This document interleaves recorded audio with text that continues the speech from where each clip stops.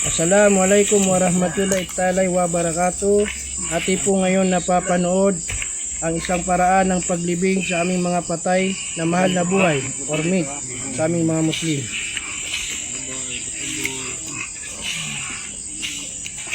Inna lillahi wa inna ilaihi rajiun. Yan po ay aming binabasa or dinudua, binabanggit sa tuwing kami ay nakakaranas o nakakakita ng ganyang pangyayari.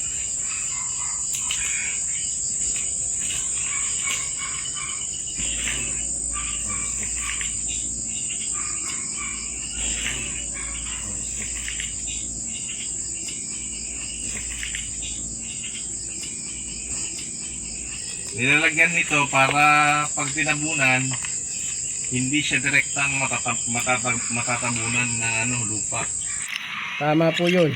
At akin pong idadagdag kaalaman na bago naming ilibing ang isang patay ay amin pong pinapaliguan at ginagawa ng dasal para sa kanyang spiritual na pagharap kay Allah subhanahu wa ta'ala.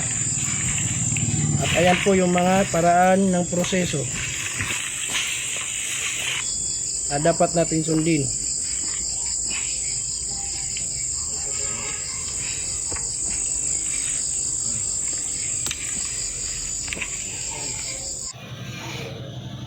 At mga kapatid, ito po yung mga proseso na hindi dapat ginagawa sa araw ng libing o pagkatapos ng libing.